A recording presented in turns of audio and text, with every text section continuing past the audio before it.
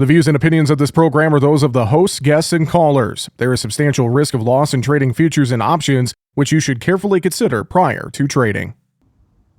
Well, right now on the program, let's talk about connecting with consumers as we look to build an appetite for pork, looking to improve demand, talking about so many different aspects of pork in general, taste, flavor, etc. There's so many things here that we want to take a look at. Joining us for a conversation about this, we have two members of the National Pork Board's nutrition team. Dr. Kristen Hicks-Roof and Emily Kraus are with us here today for a conversation. Emily, Kristen, thank you both for being with us. Happy New Year. Happy New Year to you too. Well, let's dive in, and I just want to start, and Emily, maybe we'll start with you first. Remind our audience of some of the purchase drivers for pork. So the top three main purchase drivers for pork are balance or nutrition, convenience, and taste. And although these can be viewed as separate, really they can tie together, and we're really excited to talk more about that with you on how we can tie those together when talking with healthcare professionals and younger generations. All right. Well, Kristen, how has National Pork Board applied science and research to kind of influence the balance or nutrition purchase driver of pork? Talk about that a little bit.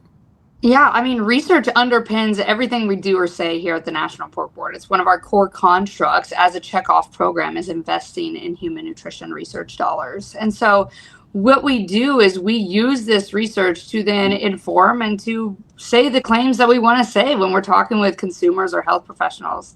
So I have two really quick examples. Number one, we had research come out last year looking at the flavor of pork. And did you know that pork has over 110 flavor nuances? So using that research, we now go to consumers and health professionals and other key stakeholders talking about pork flavor with evidence-based coming behind it. So that's one great example of how we tie into the main purchase driver. Another one really looks at what we call as pork is the carrier food. To get people to eat more fruits and vegetables. And Emily and I are dietitians, so we're likely pretty biased, but we really want people to eat more fruits and vegetables. And so our carrier food research compares pork consumers versus non-consumers in both the US and South Korea. And what we find is pork consumers have higher intakes of fruits and vegetables and key nutrients. So to us, that shows us that pork is really the carrier food or the flavor vehicle to get people to eat more fruits and vegetables. A win-win for dietitians and a win for consumers. They're helping to build their, balanced plate, and pork is that flavor that helps to do that. Well, and to that point, Emily, how has the Pork Board maybe connected with health and wellness professionals to teach them about the nutrition purchase drivers of pork? Yeah, so Kristen has all this fantastic research. She gave a few examples. We have so much more coming out this year and beyond. But how are we sharing that with healthcare professionals? Well, we at National Pork Board created Pork and Partners, which is our healthcare professional community that came out just shy of 2 years ago. And we've actually built that to over 2,600 healthcare professionals, which is so exciting in less than 2 years that we have this audience that is really engaged and wanting to learn more about pork nutrition. So we share that pork nutrition research. We share recipes and handouts that they can use with their patients. We have in-person events and webinars for them as well, where we're able to share all this information in a way that's really effective for not us only, selfishly getting this information out, but also for them to be using it.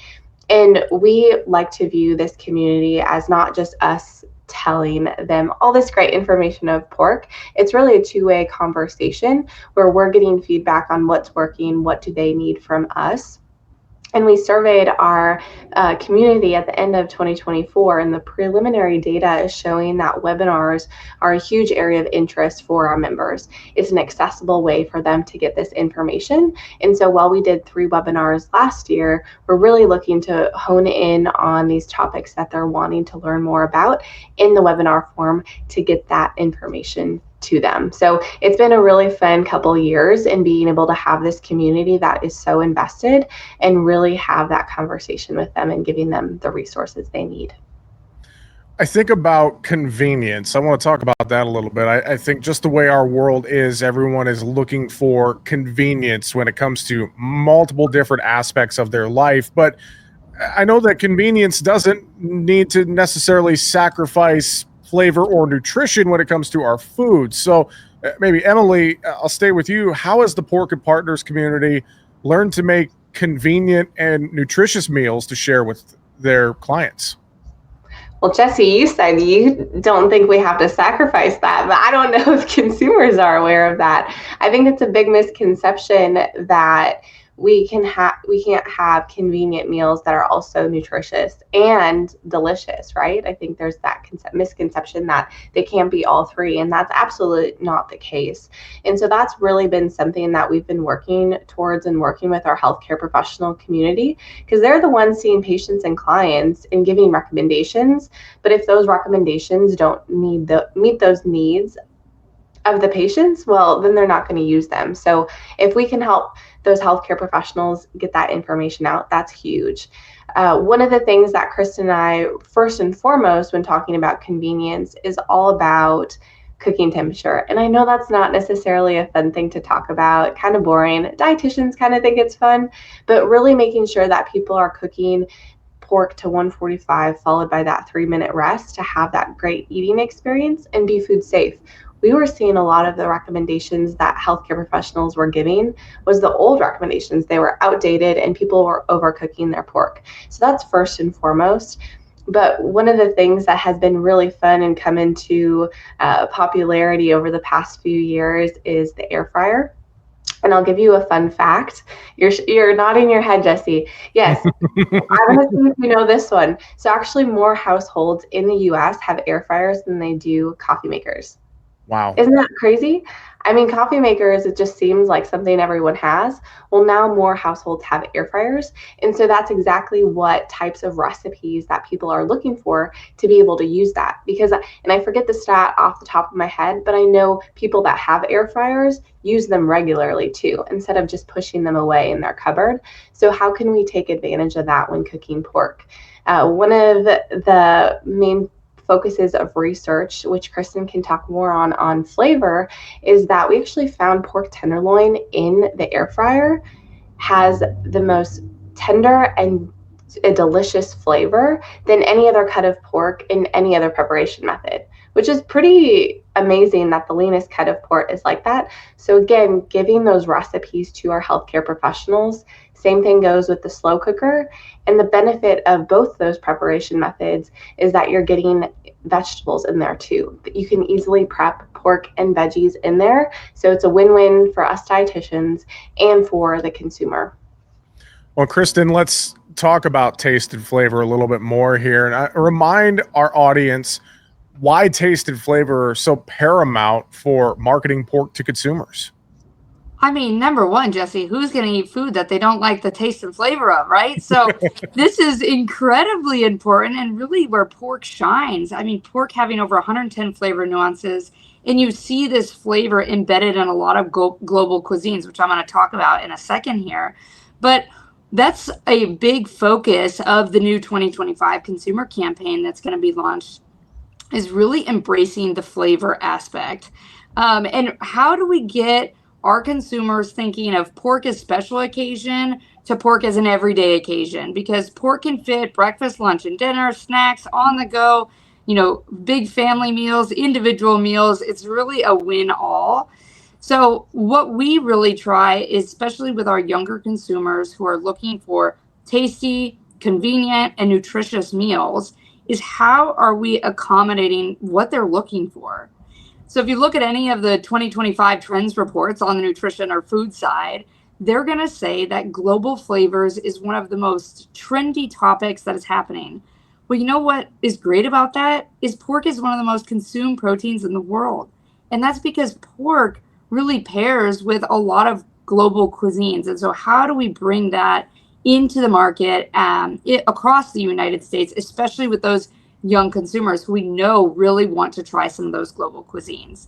So I think pork is really being attractive and not only highlighting its flavor, highlighting that flavor in the global cuisines, And last but not least, it has that nutrition undertone that pork can be good for you and your family. And how are we continuing to conduct research to support that so people feel good about the decisions they're making? And especially, Kristen, you mentioned our younger consumers. I think about kids in school, K through 12, Gen Z, Gen Alpha, et cetera, et cetera. I mean, making sure they have nutritious options such as pork is very pivotal, especially for their development, et cetera, right? Oh, definitely. So we kickstarted a partnership in 2024 that will continue to expand. And we are working to create a 20 plus recipe pork compliant recipe ebook that will be launched for K-12 and child and adult care facilities. And this will be in both English and Spanish, really to help support food service employees who work at the districts or in those community centers. How do you integrate pork on the menus with minimal ingredients, delicious taste and flavor, and recipes that will want kids and adults to come back over and over again? So we're really excited to be launching that and supporting all of our dietitians and food decision makers at the K-12 space, really to just give them more options and showcase to them how pork is in these global cuisines around the world and how can we bring that to K-12 and get people to eat it. Great thoughts from both of you as we get ready to close it out here today. Emily, anything final that you would say about the Pork and Partners regarding taste and flavor, et cetera, or anything else you would like to add?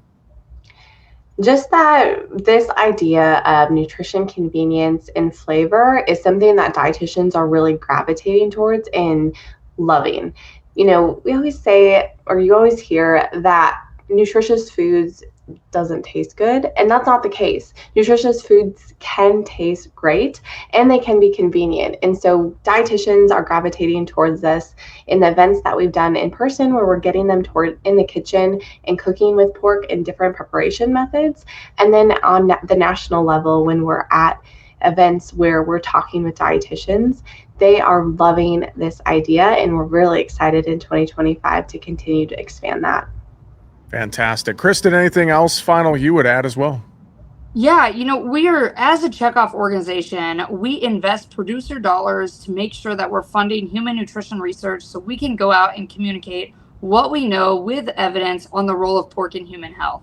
So we've really, heightened the investment starting in 2022. And so we're really getting kind of the fruits of our labor now of we have all this research invested and now we're getting a lot of the outcomes.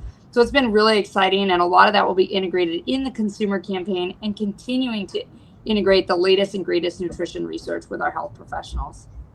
Well, I know folks can stay up to date and find more information online at pork.org. And with that, National Pork Board Nutrition Team members, Dr. Kristen Hicks-Roof and Emily Krause, thank you both for joining us here today. We appreciate the conversation. We'll talk to you again soon. Thanks so much. Make sure to subscribe to the Market Talk YouTube channel. You can watch our latest interviews with top market analysts in the country, find bonus content, and much more. It's easy. Just go to youtube.com/@MarketTalkAg and hit the subscribe button. Or you can search for Market Talk Ag on YouTube.